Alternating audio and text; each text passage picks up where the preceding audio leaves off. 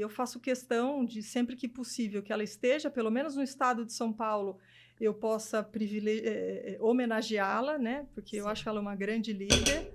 E naquele momento, sim, era um momento de filiação de pessoas que seriam candidatas e de uma homenagem, ela receberia o título de cidadã paulistana no Teatro Municipal. E aí sim eu fui como representante do meu marido, porque ele não poderia estar lá. Mas tem muitos outros eventos, hoje o Brasil está lotado de eventos Nossa, do mas a vida PL. do Valdemar, o povo tenta limitar, né? Limitar, Sim, se Por ele ser casar, um grande limitar líder isso.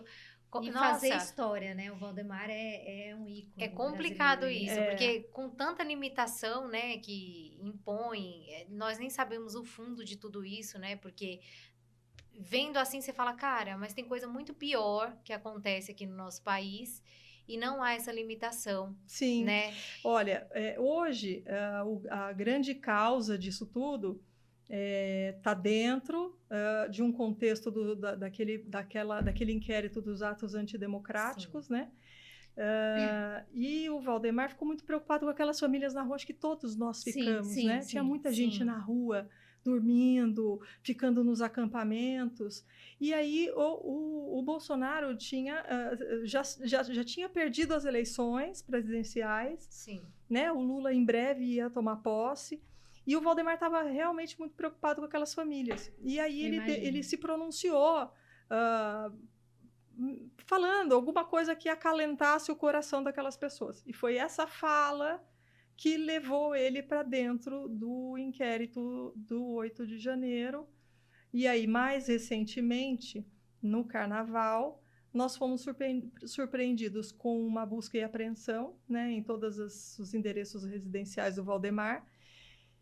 E aí foi aquilo que foi divulgado mesmo pela imprensa. Ele tinha lá no apartamento em Brasília uma arma que estava sem registro. Ela tinha o registro, mas não tinha sido, estava desatualizado. E tinha uma pequena pepita no valor de R$ 10.000, que ele tinha ganhado de presente de um parlamentar, que ele nem se lembra, eu acho, porque ganha tantos presentes, ganha doce, ele gosta de doce, ele ganha paçoca, ele ganha de tudo. Então, Queijo queijo. dos E, mineiros. isso. E aí ele ganhou essa pepita e guardou essa pepita lá. Então, e aí na hora ele foi capitulado como uma possibilidade de garimpo ilegal, numa lei antiga, que eu de verdade desconhecia. E aí a soma dessas duas supostas penas em abstrato superam o valor de arbitrar a fiança que o delegado pode arbitrar. Então ele ficou esperando, eu acho que foi na Superintendência da Polícia Federal, uma audiência de custódia.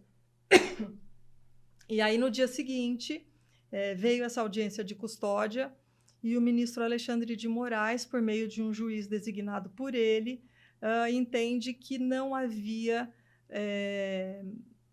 elementos suficientes para que ele fosse colocado em liberdade provisória, né? Ele precisava ter residência fixa, ocupação lícita e bons antecedentes, mas entendeu-se dessa forma e foi mantida a prisão dele.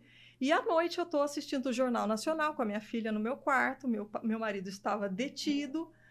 E aí a última coisa que o William Bonner fala é que ele tinha sido convertido a prisão em flagrante em prisão preventiva. Hoje no Brasil a prisão preventiva tem natureza de perpétua, né? Em muitos casos, porque a gente vê as prisões preventivas se alongando no tempo. E eu fiquei desesperada naquele momento, mas graças a Deus, acho que a mão de Deus aí, no dia seguinte, o ministro Alexandre de Moraes reconsiderou essa decisão dele e soltou o Valdemar, deixando apenas as outras restrições, que seria não se comunicar com os demais investigados, dentre eles o presidente Bolsonaro, e a retenção do passaporte também, para eventual fuga, enfim.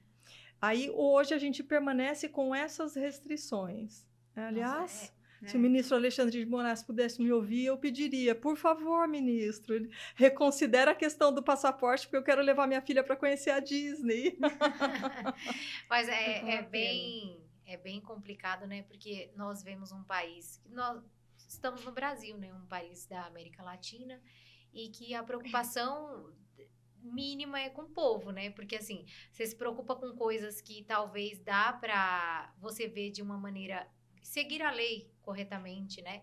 E aí você não olha a pobreza, você não olha outras questões que estão aí gritando, né? O aumento dos impostos, a lei tributária. A reforma, e aí, né? o que acontece? Leva para uma vertente política e não resolve, e também distrai a população para que a população não veja realmente o que está acontecendo, né?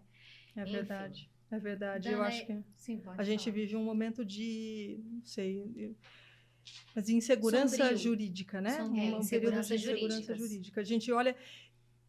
Eu, na verdade, desde a época do mensalão, do processo do mensalão, quando ele foi indiciado, naquele momento eu falei, lavagem, assim, me lembro muito, muito claramente. Você viveu todo o processo do mensalão ao lado do seu marido, sim, né? sim, eu acompanhei todo o julgamento. E aí, lavagem de dinheiro, né? Eu estudava aquele livro pretinho do Capês de Sim. crimes federais, e eu tinha acabado de estudar, falei, lavagem de dinheiro com aquela...